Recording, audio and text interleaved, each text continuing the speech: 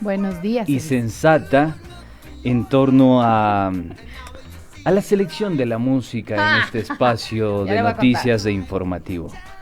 Quiero que se justifique, yo ya estoy reuniendo el quórum necesario para defenestrar a la señorita de los Montes, a Escurridiza, alias mi coronel. ¿Qué le parece si usted llega más temprano y así? No, es que esto no tiene que ver con horarios, esto tiene que ver con gustos, con preferencias, con marcos de interpretación sobre la realidad.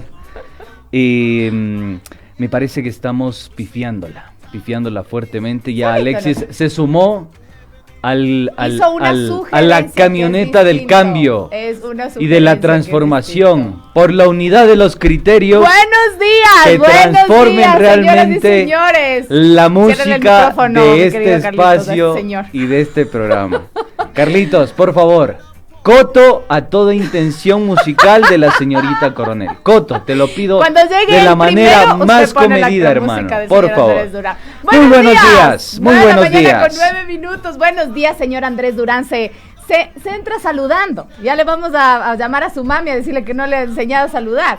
Buenos días y bienvenidos a todos y todas que nos acompañan en la 95.3 FM y la 94.5 FM al noroccidente de la provincia de Pichincha. En el lugar donde nos estén escuchando, gracias y un abrazo enorme también a ustedes, www.pichinchacomunicaciones.com.es en el mundo entero. También en redes sociales, ya saben que nos pueden seguir en Pichincha Comunicaciones y en Twitter nos pueden seguir Andrés Durán S y @Salomé181.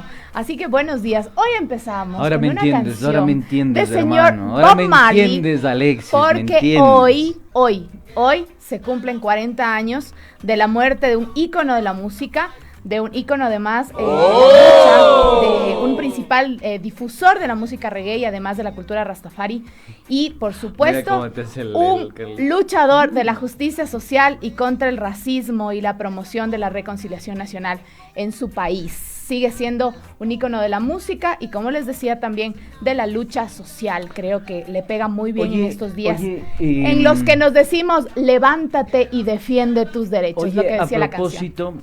A propósito de esto, está buenísimo que lo plantees en inglés, está buenísimo que apelemos a Bob Marley, pero también está buenísimo tener una identidad un poco más arraigada a la situación contextual que está viviendo hoy por hoy Colombia, que realmente es lamentable y catastrófica.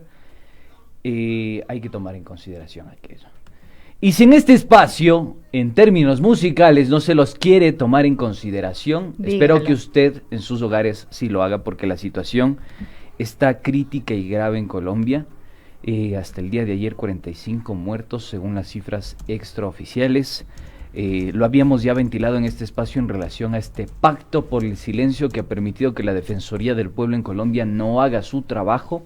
Esto lo conversamos en Los Periodistas con el periodista investigador Ariel Ávila, y realmente es preocupante lo que sucede en el hermano país debido a esta situación que muchos han caracterizado como el tarifazo, el paquetazo se lo conoce acá en el Ecuador, que sigue golpeando y estrangulando el bolsillo de millones de colombianos que hoy se han volcado a las calles. Así que un saludo fraterno a esa gente que resiste y que resiste también este ventarrón, este huracán neoliberal que sigue azotando a la región y América Latina en particular. Y a las y los colombianos que también forman parte de nuestro país, que viven aquí ya muchísimos años, también un abrazo enorme para ellos. Y justamente a lo que hacía alusión Andrés y nos decía Alexis también queríamos comentarlo, lo dijimos días atrás, recordando a uno de los manifestantes que más ponía el pecho a las balas, ¿no? Lucas Villa,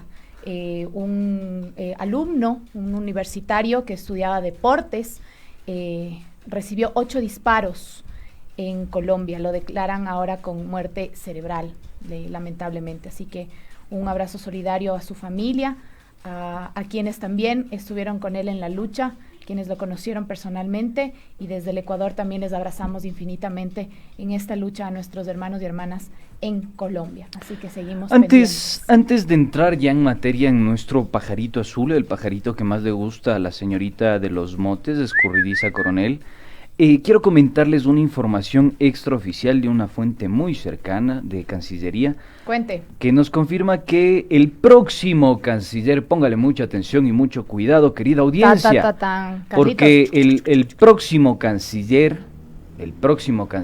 ecuatoriano es el señor Mauricio Montalvo, según una fuente extraoficial de la Cancillería. ¿Sabemos quién es el señor? El señor es embajador, hasta este momento, embajador en Australia. Parece que se retira de sus funciones e inmediatamente se va a incorporar al equipo de transición para asumir el mando de la Cancillería del país en el gobierno del actual mandatario ya electo, Guillermo Lasso. Así que, de hecho, acá tengo el memorando, el decreto ejecutivo 1327 del presidente en funciones, del señor Moreno, que agradece los servicios y da por terminados las funciones de embajador del Servicio Exterior Manuel Mauricio Montalvo Samaniego como embajador extraordinario y plenipotenciario del gobierno de la República del Ecuador ante la comunidad australiana. Mire usted, así ya se va llenando el nuevo gabinete. 10 de mayo, hasta el día de ayer estuvo, hasta el día de ayer estuvo en funciones del señor Mauricio Montalvo, y él será el próximo canciller según la fuente extraoficial de Cancillería. Él sería el próximo canciller de la República del Ecuador en el gobierno del presidente electo Guillermo Lasso. Vamos a ver. Antes de irnos también a nuestro querido pajarito azul, entonces así ya vemos que ya se va llenando el nuevo gabinete del gobierno ya entrante este 24 de mayo. Pero antes de irnos justamente al pajarito azul, quiero comentarles también que hay un pedido especial de el Hospital General San Francisco del IES, al norte de la capital, donde siempre nos escuchan, Andrés, donde siempre están ahí pendientes de Pichincha Universal. El día de mañana se realiza una campaña de donación voluntaria de sangre. Acude a las instalaciones del Hospital General San Francisco y participa en esta campaña. Mañana miércoles 12 de mayo en el comedor del Hospital General San Francisco en la planta baja desde las 9 de la mañana hasta las 12 del día. Porque recordemos que donar sangre es 100% voluntario, pero también es una obligación ciudadana. Este es un pedido urgente que nos han hecho desde el Hospital San Francisco. Les mandamos un abrazo enorme. Gracias por toda la labor que realizan. Gracias por ser esa calidad humana enorme que tiene este hospital. Y bueno, vamos todos entonces a ayudar y apoyar en esta campaña de donación voluntaria de sangre. ¿Has donado sangre alguna vez, Andresito?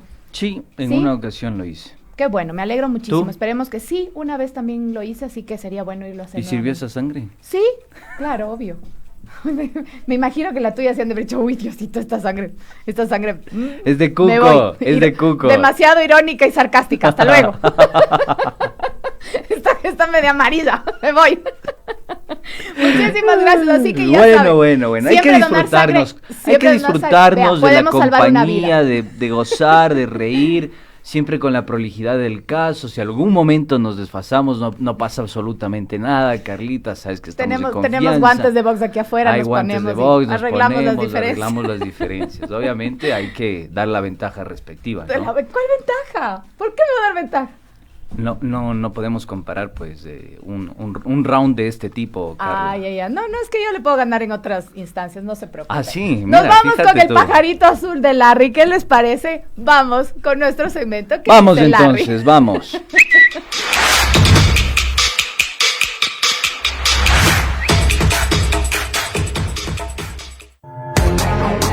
¿Qué dice Larry?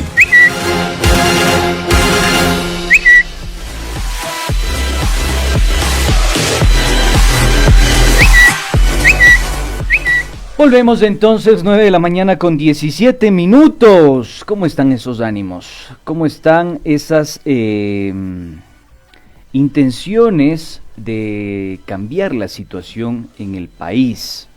Digo esto porque me parece que va aflorando, ¿no? Va aflorando un descontento social, una inconformidad que podría, a medida que aceleremos la situación crítica que vive el país, convertirse en un repertorio de protesta que se tome o se vaya tomando las calles. Es preocupante lo que sucede hoy en el Ecuador, lo que sucede en América Latina. Fíjate, Carla y queridos amigos, que así como existe una arremetida fuerte en términos neoliberales en los regímenes y estructuras políticas y democráticas de cada uno de nuestros países, también hay una importante resistencia. Y yo creo que esa es la salvedad que tenemos que hacer el día de hoy. Lo que pasa en torno al sector transportista, muy preocupante, que fue uno de los protagonistas del paro nacional de octubre,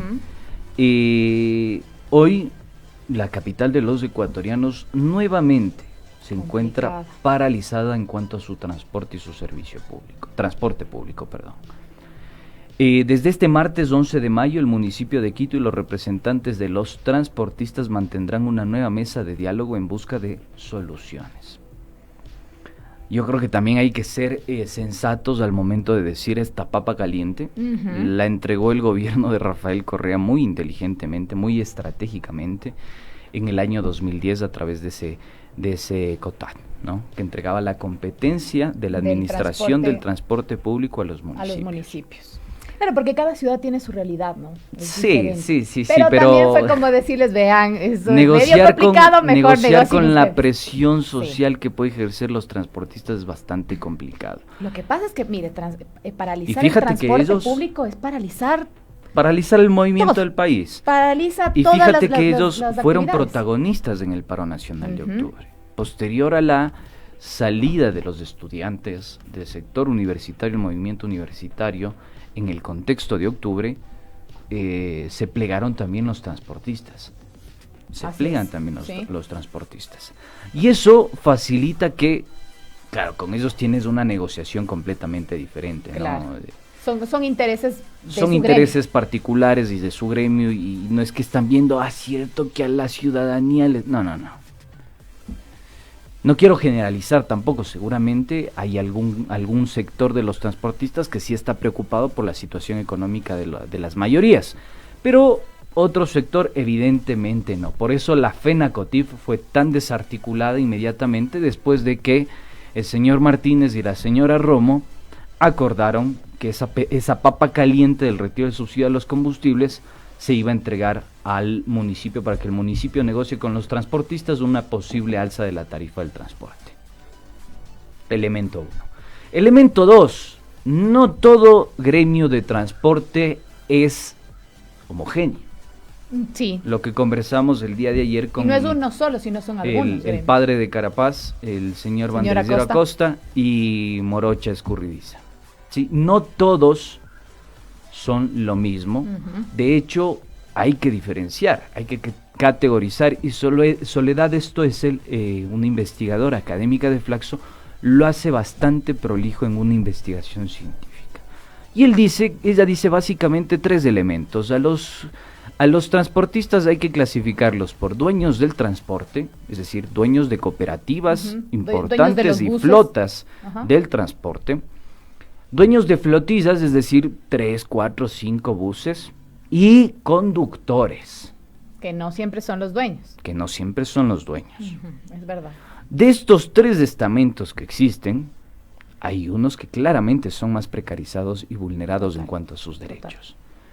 Y habría que hacer ese matiz antes de calificar, adjetivar, criminalizar, vandalizar o cualquier adjetivo que quieran adjudicarle a este sector. Y eso es preocupante. Ayer charlábamos con el banderillero y tuvimos la oportunidad de tener en los micrófonos de Pichincha Universal al presidente de la Federación de Transporte Pesado, Luis Vizcaíno.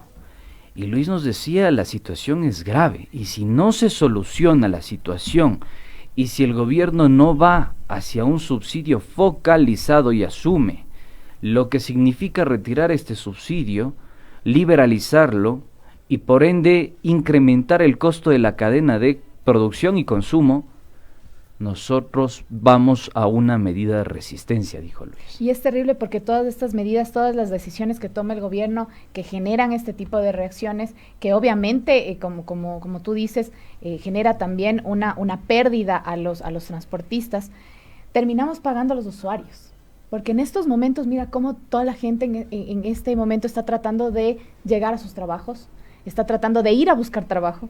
Entonces, es complicado también el ponerse en los zapatos del un lado y del otro.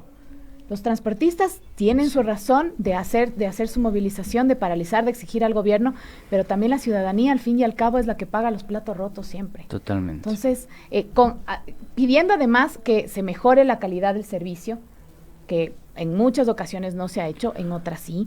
Hoy nos confirman, perdón que te interrumpa, Carla, hoy nos acaba de confirmar el doctor Acosta que sigue en paro indefinido. Continúa el paro indefinido. Al pobre Esteban dice que le va a tocar venir en caballo. Un caballo encima de otro caballo, dicen por ahí. Muchas personas les toca caminar. Ten cuidado. Improvisar transporte, no sé, en camionetas, que es lo que siempre hemos visto, caminar largas distancias. Muchos de ellos no podrán ir al trabajo, muchos de ellos el día de hoy no podrán salir a buscar trabajo. Entonces, es una situación muy complicada que le compete al gobierno el tomar medidas necesarias, a los municipios por su parte, pero también al gobierno central, porque todo esto se da por obviamente la subida del diésel, que es lo que pedían los transportistas, que se congele justamente el precio, lo decían ayer en Punto Noticias.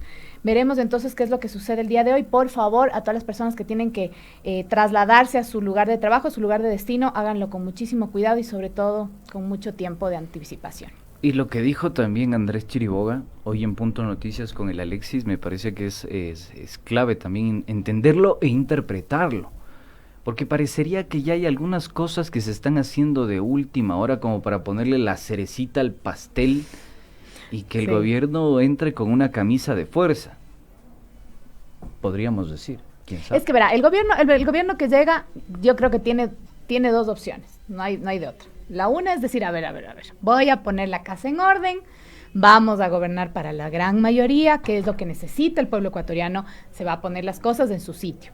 Eso es un escenario. Y el otro escenario que veo yo es decir, ay, si no sé, el gobierno anterior hizo lo que hizo, ahora sí, guambritos, aguantarse. Yo creo que tiene las dos opciones. Veamos cuál es la que va a tomar el nuevo gobierno y el señor Guillermo Lasso.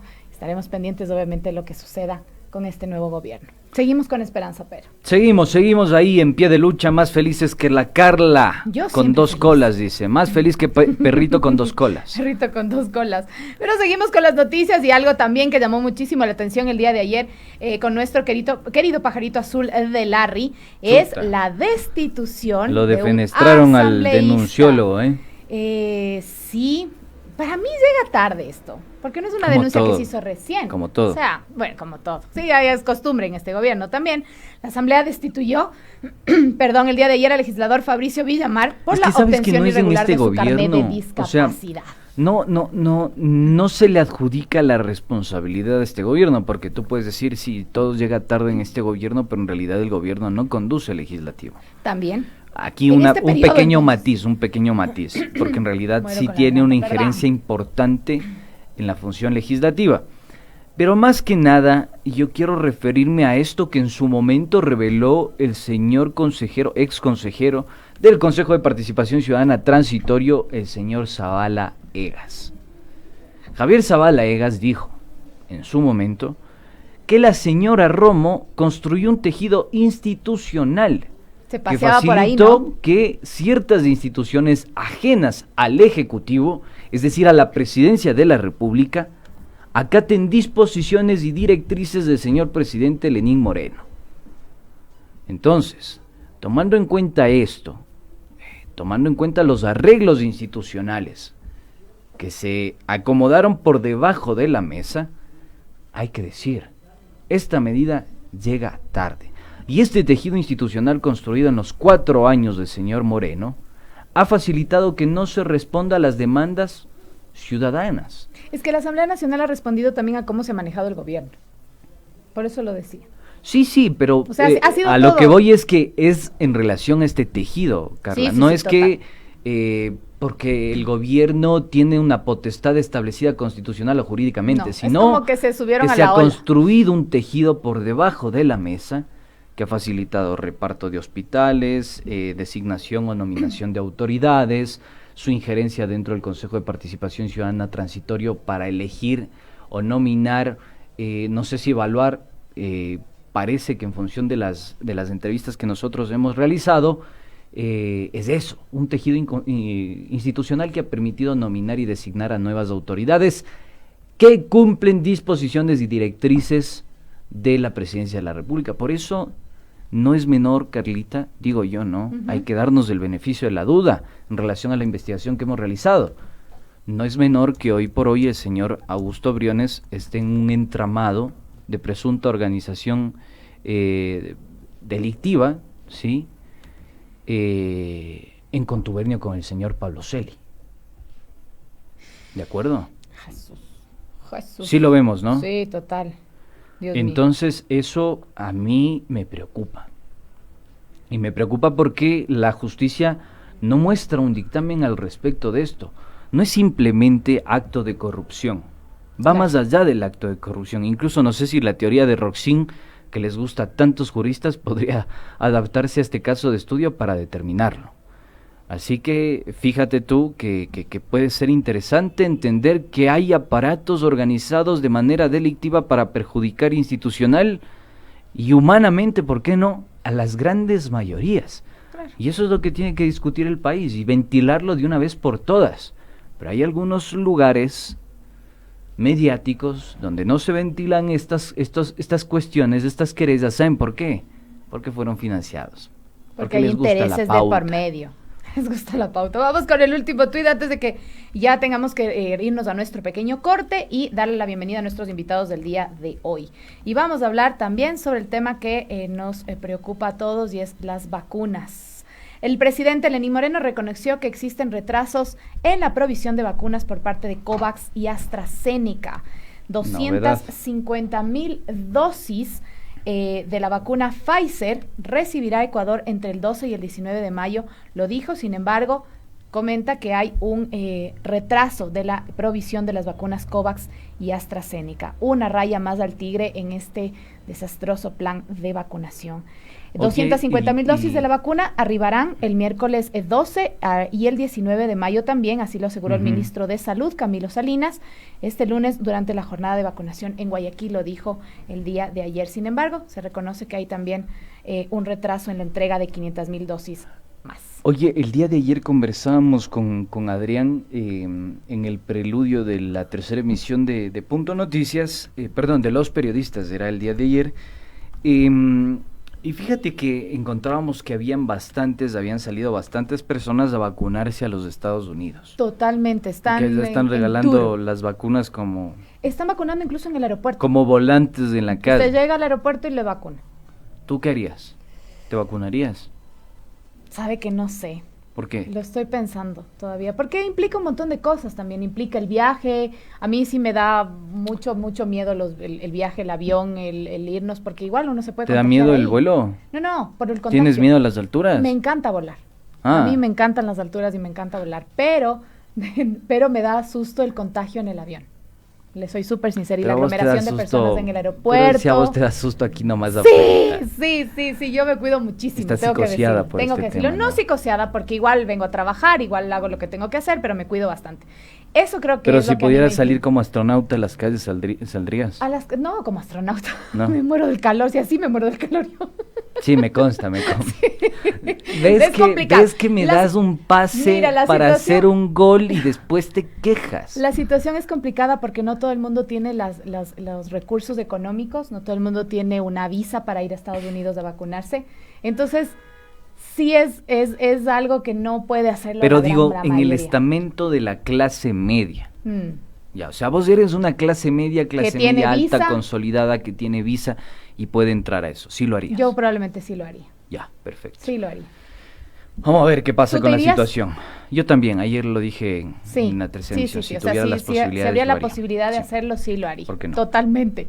Ya queremos vacunarnos breve. Porque si tomas en consideración después los gastos en los que tienes que incurrir en caso de que te tengan que hospitalizar, en caso de que se complique tu cuadro clínico, en caso de cualquier situación que pueda agravar tu condición de salud, preferible hacer ese gasto, incurrir en ese gasto y vacunarse, ya que acá existe una cefalía ejecutiva, institucional, de toda índole en este país. Pero bueno, vamos a ver qué sucede con el próximo gobierno entrante. El señor Guillermo Lasso ha generado mucha expectativa en torno a la vacunación. Esperanza es lo que tenemos todos. Nos vamos a un pequeño corte, Andresito y queridos amigos, y regresamos enseguida. Ya tenemos a nuestros invitados del día de hoy. Vamos a conversar justamente sobre la deserción escolar.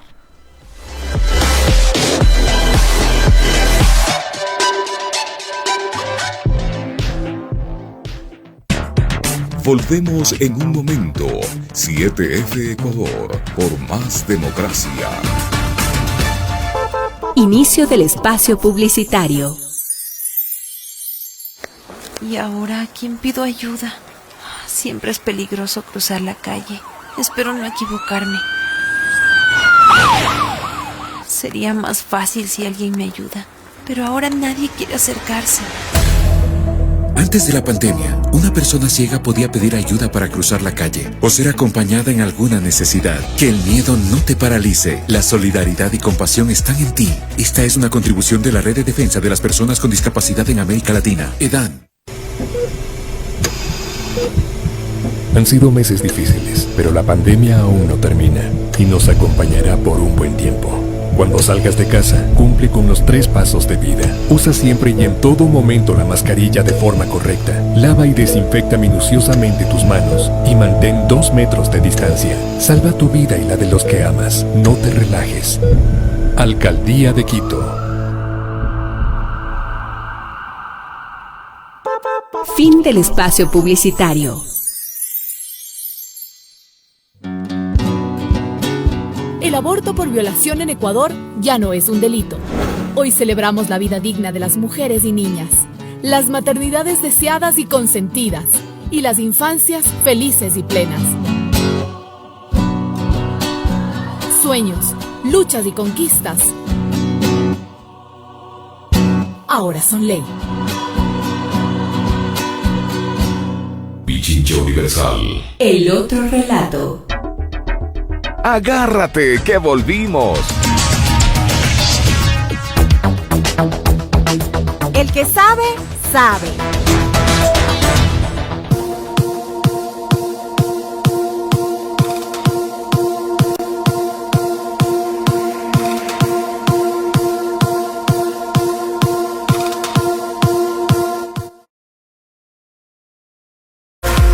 De la mañana con 35 minutos, escuchábamos el Punchis, Punchis, Punchis. Iniciamos entonces nuestro espacio de entrevista, El que sabe, sabe. Tenemos el gusto de contar con la participación de Vanessa Calvas.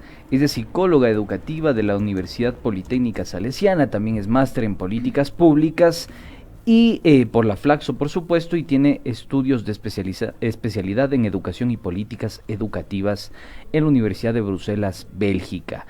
También está con nosotros Wilmer Santa Cruz, quien es coordinador nacional de la Red de Maestros. Un saludo muy especial a ambos. Les habla Andrés Durán, me acompaña Carla Coronel. Un gusto tener esta conversación con ustedes. Lo que nos convoca el día de hoy, básicamente, es interpretar esta deserción escolar que es bastante crítica en el país, muy crítica. Solo en el régimen Costa, 136.504 estudiantes han dejado las aulas. No se sabe, no se tiene mucha información al respecto de qué están haciendo con aquello, pero la situación es bastante grave. Yo quisiera consultar cómo interpretar esta deserción escolar hoy por hoy en este contexto crítico que vive el país. Estimada Vanessa, por favor. Bueno, muy buenos días. Muchas gracias por la invitación. Buenos días, Carly. Buenos días, Andrés. Y Wilmer, también un gusto saludarte. Sí, efectivamente, para el país, para todos, para las familias, para la comunidad educativa, la situación de la pandemia ha determinado para nosotros una situación muy crítica y desde el ámbito educativo, por supuesto, ha implicado muchas pérdidas, ¿no? Muchas pérdidas en el proceso de aprendizaje de los estudiantes, muchas pérdidas en cuanto a la situación psicológica y emocional de los niños y de las familias también. Y obviamente aquí hay que ponerse a pensar cuáles son las posibles soluciones para seguir enfrentando esta situación. Ingeniero Wilmer, buenos días. También queríamos darle la bienvenida a usted y preguntarle cuáles han sido las políticas públicas o desde el Ministerio de Educación, alguna directriz que ustedes ya después de un año de haber pasado en pandemia, de todo lo que tuvieron que reinventarse los maestros. Lo que ha significado también la telemática, ¿no? Para el Exactamente, muchos de los maestros, y lo hemos hablado en otros espacios, no tenían la cercanía con la tecnología. Por ejemplo, hay otros que ya sabían cómo dar clases vía Zoom, pero muchos tuvieron que aprender en el camino. ¿Cuál ha sido ahora la directriz que tiene el Ministerio de Educación para los maestros también? Buenos días, mi estimado Andrés y Carly. Bueno, al inicio no tenían un poquito de audio, no les escuchaba, pero bien. Primero agradecerles por la invitación, además felicitarles también porque es un medio de comunicación que sí toca los temas que son trascendentales para el país. Educación no ha sido muy topada por los medios tradicionales, sabiendo que la importancia que tiene para nuestro país, para nuestros hijos, nuestros jóvenes, la importancia de la educación. Tendríamos que hablar muchísimo sobre lo que está sucediendo, lo que ha sucedido, lo que está sucediendo y lo que nosotros estamos previendo, lo que puede suceder. Cuando no existe apoyo, preocupación y no se da la importancia por parte de un gobierno a la educación, prácticamente todo es un fracaso. Si bien la pandemia nos afectó absolutamente a todos, pero también desnudó una realidad, y específicamente lo que es educación. Bien decía usted, tuvimos que cambiar la modalidad de trabajo. El eje y la base fundamental para el éxito de aprendizajes significativos y para que los estudiantes puedan obtener justamente esos aprendizajes es el maestro, es la maestra. Sin embargo, en esta opción que tuvimos que cambiar a partir de teletrabajo, se desnudó muchas realidades. En cuanto a nuestros estudiantes, el no tener las facilidades, el no tener acceso a equipos tecnológicos, el no tener acceso a internet, hizo de que se corte esa comunicación directa entre el maestro y los estudiantes. Eso conllevó, y además de eso sumamos, de que el gobierno no se preocupó por la educación y dotar las herramientas suficientes. Eso causó un problema sumamente grave que lo estamos atravesando y que lo veremos también a futuro, los resultados en los aprendizajes. Quienes hemos sostenido el sistema educativo en estos momentos de pandemia somos las maestras y maestros del país. ¿Por qué razón? Porque con esta nueva modalidad de teletrabajo, cada uno de nuestros hogares, sea en la sala, el dormitorio, en un espacio del comedor o en algún lugar, hemos transformado nuestros hogares en una sucursal de una institución educativa. Y los maestros tuvimos que comprar lo que son servicios de internet, lo que son computadoras, los que son teléfonos celulares, medios tecnológicos, para tal vez a través de ello poder continuar con el trabajo y el contacto con nuestros estudiantes. Eso a nivel de maestros, de docentes, pero la realidad nos dio de que en ese momento que nosotros tratábamos de contactar con nuestros estudiantes, nos encontramos con la triste realidad de que en su gran mayoría no podíamos hacerlo, porque no tenían acceso a internet, porque no tenían computadoras. Si nosotros hablamos en términos porcentuales, en el sector rural, más del 70% de nuestros estudiantes no tienen acceso a internet. En el sector urbano, más del 40% de nuestros chicos no tienen acceso a internet. Entonces, ¿cómo podemos nosotros continuar el trabajo? Y ahí la mano de la maestra y el maestro, que se trató de contactar, de buscarles, de ubicarles, utilizando llamadas telefónicas, utilizando WhatsApp, utilizando a las autoridades de las comunidades, al teniente político, al secretario, perfecto, inclusive bueno, a los subcentros de salud. Y además, para terminar, Andrés, tuvimos que realizar el trabajo con los infocentros en cada una de las parroquias para lograr a través de ellos que nuestros chicos tengan acceso y puedan recibir las guías de aprendizaje. Sin embargo, como una política del gobierno que ventajosamente ya se termina, eliminaron y cerraron los infocentros. Y ahí, ¿cómo se puede garantizar calidad educativa ante un descuido, un desmantelamiento completo del sistema educativo? Y a esto sumemos, Andrés, el recorte presupuestario de más de 900 millones al presupuesto de educación general básica y de bachillerato. Perfecto. Quiero retomar, muchas gracias Wilmer por sus apreciaciones y los criterios con datos y cifras, que creo que es la manera con la que se tiene que debatir y discutir en este país. Quiero retomar este diálogo con Vanessa y plantear algo que demos del beneficio de la duda, por favor, se los pido de la manera más comedida y cordial. En este tiempo, durante este último año, el INEC ha cambiado 3 veces su metodología en el 2020, 3 veces. Lo que significa que hoy por hoy en el país no tenemos cifras, estadísticas, indicadores que incluso pueden condicionar muchísimo al gobierno del señor Guillermo Lasso. Pero voy a referirme a una publicación con una cifra en torno al tema del periodo escolar 2020-2021, donde hubo 2.570.685 alumnos matriculados. Mientras que para este momento, periodo escolar, hay 2.434.181 estudiantes matriculados en unidades fiscales, fiscomisionales, municipales y particulares. Yo quiero preguntarle, estimada Vanessa, ¿qué pasó con el restante de 136.504 estudiantes? ¿Qué están haciendo en este momento y cuáles son sus condiciones reales en torno a la materialidad económica y en torno a sus aprendizajes? ¿Qué hacer al respecto? Bueno, sabemos que la crisis, como decíamos en un inicio, ha determinado como varias pérdidas, ¿no? Esta pandemia, específicamente en el marco económico, por ejemplo, ha determinado una falta de recursos. Si los padres han perdido sus trabajos, por ejemplo, han determinado una falta de recursos para que puedan haber oportunidades de conectividad. La salud y la nutrición de los sistemas familiares de los chicos, de los niños se ha visto afectados porque muchos recibían, por ejemplo, beneficios a través de las instituciones educativas en este sentido, ciertos controles. Lo que ha pasado también es que hay un incremento del trabajo infantil. Cada vez hay más niños y adolescentes que están en las calles volcados a apoyar a sus familias de alguna manera, a tener ciertas retribuciones económicas. Lo que también está pasando es que pueden estarse acelerando los matrimonios adolescentes de las niñas, por ejemplo, y ahí hay temas preocupantes a tomar en cuenta, como por ejemplo las violaciones o estos maltratos que pueden recibir, en este caso, las poblaciones más vulnerables, como son las niñas y los adolescentes, ¿no?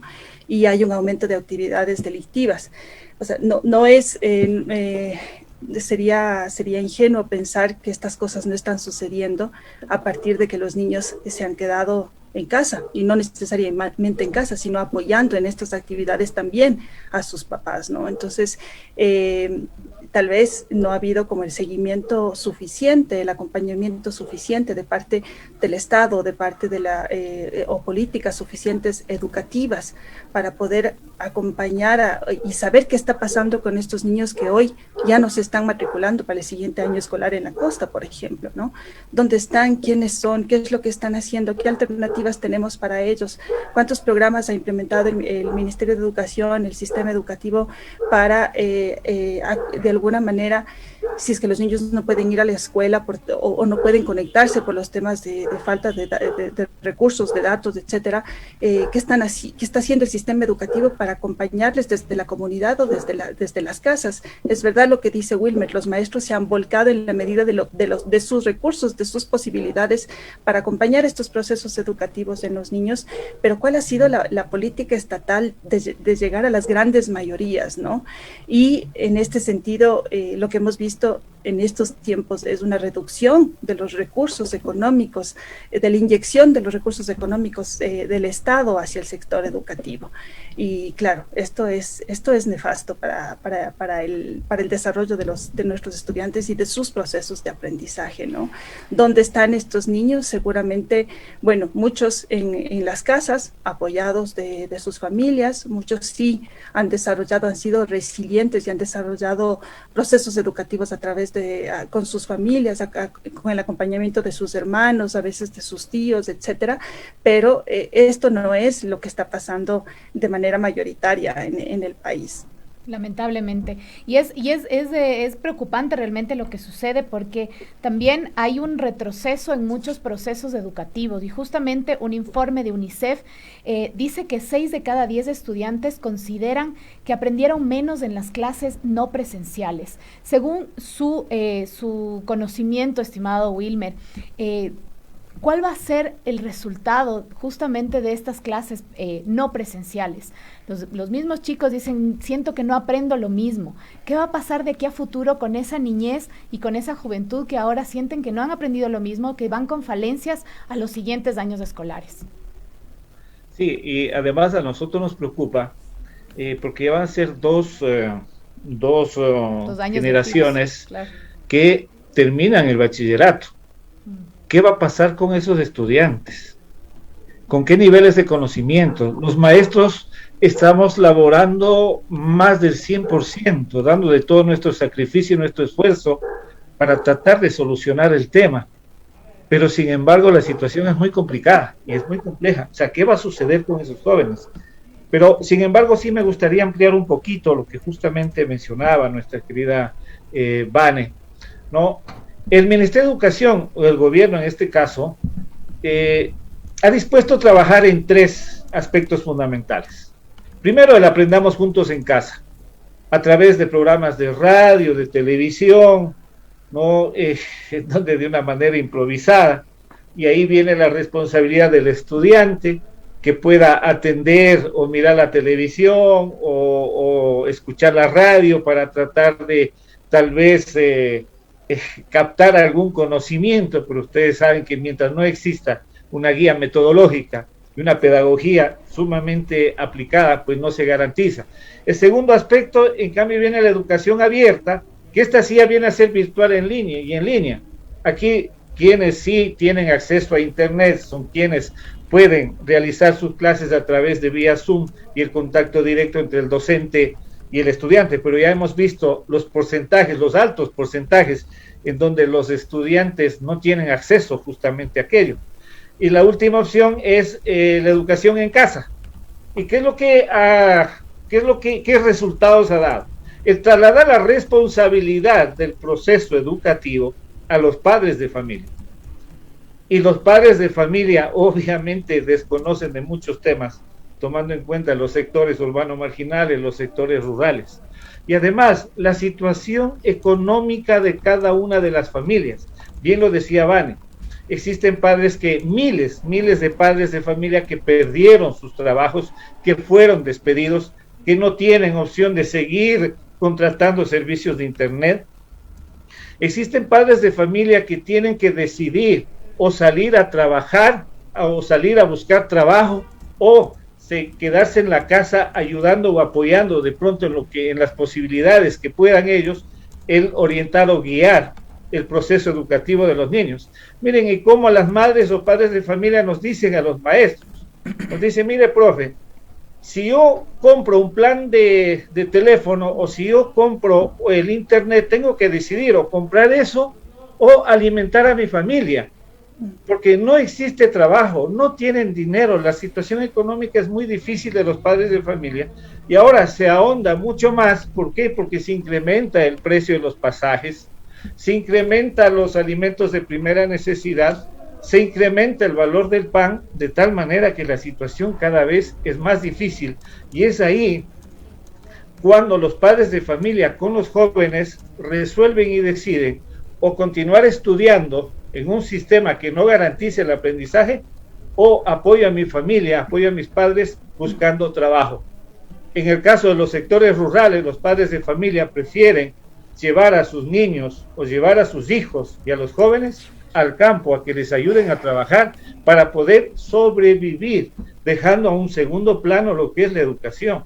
Todos esos problemas las maestras y maestros hemos tenido que afrontar y lo estamos afrontando.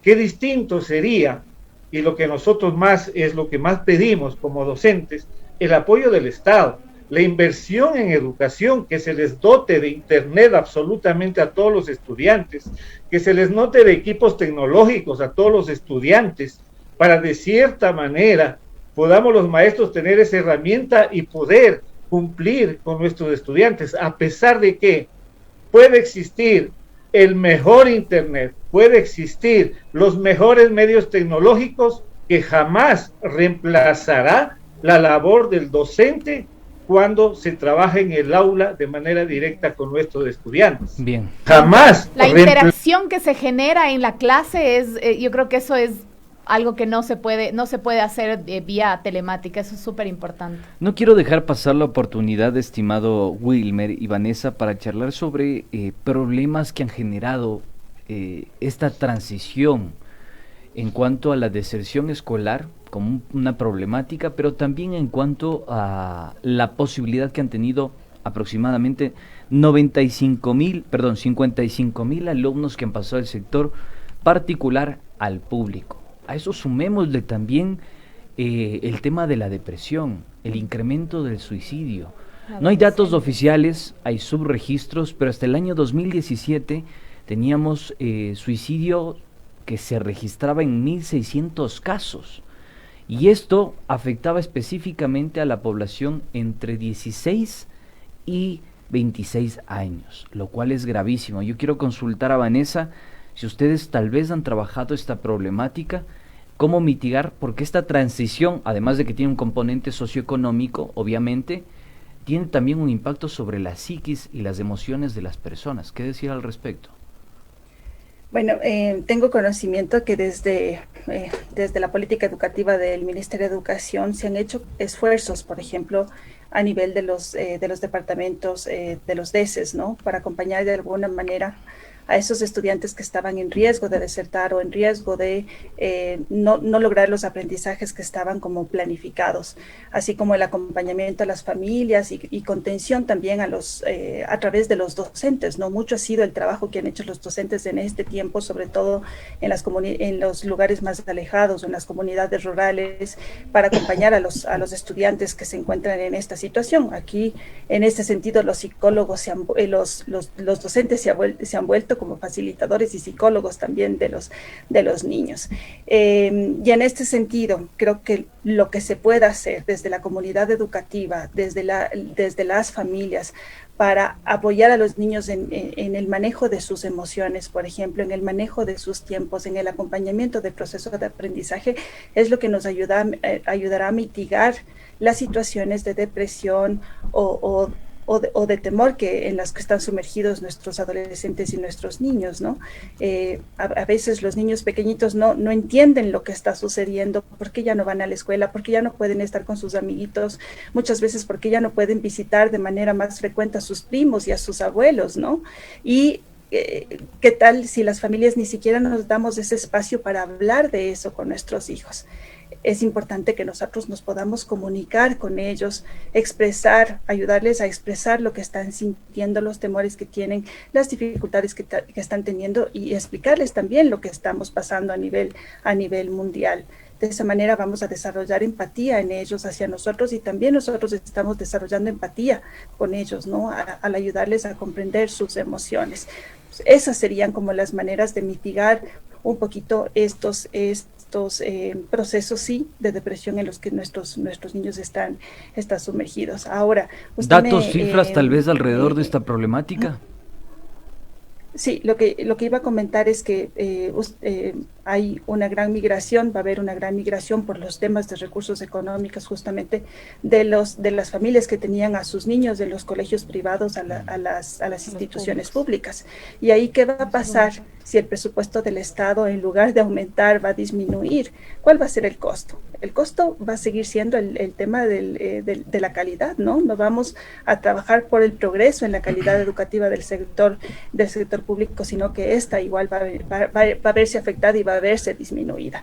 Entonces va a ser súper importante todo lo que el Estado pueda hacer por inyectar recursos al sector educativo, por seguir capacitando a los docentes, por darle recursos de conectividad, recursos tecnológicos, cursos, ampliación de plataformas, capacitación en el uso de todas estas tecnologías a los profesores y al personal académico y administrativo de las instituciones para que ellos puedan acompañar en estos procesos a los estudiantes, ¿no? Si no hay una inyección y un trabajo mancomunado entre las instituciones públicas y privadas para menguar estas situaciones complicadas, psicológicas y emocionales por las que están atravesando nuestros estudiantes y nuestros niños, va a ser inútil todo lo que podamos hacer. Yo sé que regresamos nuevamente a la política pública y a la responsabilidad del Estado, especialmente con el sector público de la educación, igualmente que en la salud.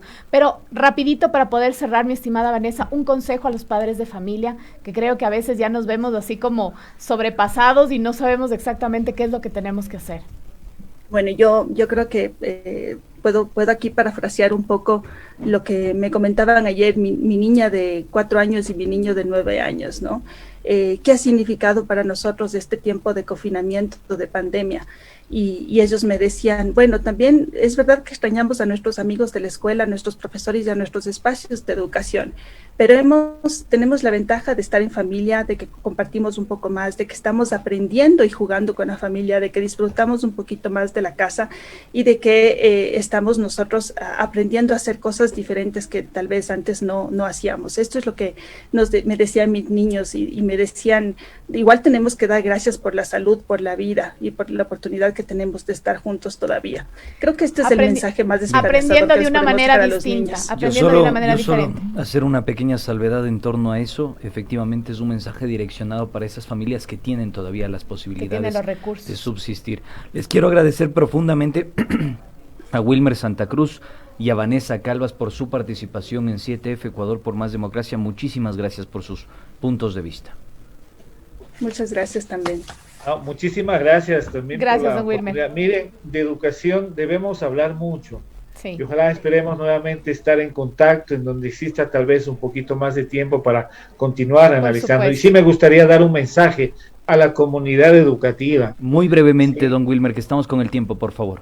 Sí, no hay que perder la fe. Las maestras y maestros, a pesar de que hemos sido descontados del sueldo, a pesar de que hemos sido maltratados, a pesar de que ha existido un recorte, las maestras y maestros jamás hemos perdido la esperanza y la fe de trabajar por el futuro de nuestros niños, de nuestros jóvenes, y vamos a seguir en esa línea. La comunidad educativa tiene que unirse en este trabajo. Todos tenemos que unirnos en este trabajo para sacar adelante la educación y el sistema educativo de nuestro país. Muchísimas gracias por la oportunidad. Un gusto verla, Vanessa. Cuídese mucho. Muchas gracias a nuestros muy invitados. Amables. Ahí queda entonces el reto y el mensaje para la nueva ministra de Educación, María Brown Pérez, que es la nueva flamante ministra de Educación, que le queda un reto enorme por delante, así que estaremos pendientes de Y ello. con esas palabras de Wilmer Santa Cruz nos despedimos nosotros con esa esperanza y con esa fe en el quehacer informativo, porque usted, y solo usted, tiene las conclusiones. Hasta una próxima. Nos vemos el día de mañana. Adiós.